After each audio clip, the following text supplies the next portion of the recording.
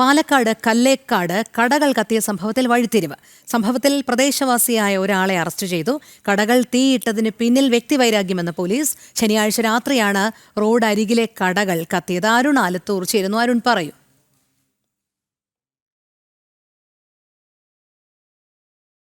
കടകൾ തീപിടിച്ച നിലയിൽ കണ്ടത്. ഈ കടയിലുണ്ടായിരുന്ന ഒരു ഗ്യാസ് സിലിണ്ടർ ഉൾപ്പെടെ വലിയ രീതിയിൽ ഉഗ്രസ്ഫോടനത്തോടെ പൊട്ടിത്തെറിക്കുന്ന സാഹചര്യമൊക്കെ ഉണ്ടായിരുന്നു. ഏതായാലും ഈ സംഭവത്തിൽ ഇപ്പോൾ ഒരു വഴിത്തിരിവ് ഉണ്ടായിരിക്കുകയാണ്. തേനൂർ സ്വദേശിയായ ലക്ഷ്മണന്റെ ചായക്കടയും ഗിരിജയുടെ പച്ചക്കറി കടയും തീയിട്ടത് അവരോട് വ്യക്തിവൈരാഗ്യമുള്ള രാധാകൃഷ്ണൻ എന്ന ആളാണെന്നാണ് ഇപ്പോൾ പോലീസ് കണ്ടെത്തിയിരിക്കുന്നത്. ഗിരിജയും ലക്ഷ്മണനുമായി രാധാകൃഷ്ണന് വ്യക്തിവൈരാഗ്യമുണ്ടായിരുന്നു. കടകൾ കത്തിയ സ്ഥലത്ത് രാധാകൃഷ്ണൻ നേരത്തെ കട നടത്തിയിരുന്നു. രാധാകൃഷ്ണൻ ഈ കട ഒഴിഞ്ഞ ശേഷമാണ് തൊട്ടടുത്ത് ഗിരിജ പച്ചക്കറി കട തുടങ്ങിയത്.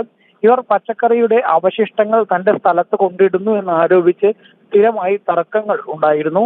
ലക്ഷ്മണൻ ആദ്യം ഈ രാധാകൃഷ്ണന്റെ ഉടമസ്ഥതയിലുള്ള മുറിയിലായിരുന്നു ചായക്കട നടത്തിയിരുന്നത്.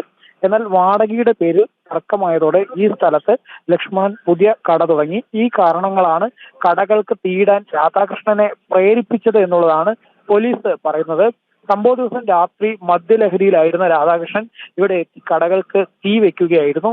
തീ പടർന്ന് പിടിച്ചതാണെങ്കിൽ 3 കടകളും ഒരുപോലെ കത്തി അമരുകയും ചെയ്തു. എന്നാൽ ലക്ഷ്മണന്റെയും ഗിരിജയുടെയും കടകൾക്ക് നടുവിലുള്ള രമേശിന്റെ കട ഭാഗികമായി മാത്രമാണ് കത്തി നശിച്ചിരുന്നത്. ഏതായാലും പോലീസ് ഇതിൽ സംശയം തോന്നി നടത്തിയ അന്വേഷണത്തിലാണ് ഇത്തരത്തിൽ ഈ രാധാകൃഷ്ണൻ എന്ന വ്യക്തിയെ ഇപ്പോൾ പിടികൂടിയിരിക്കുന്നത്. ശരി, അരുണാണ് വിവരങ്ങൾ നൽകിയത്.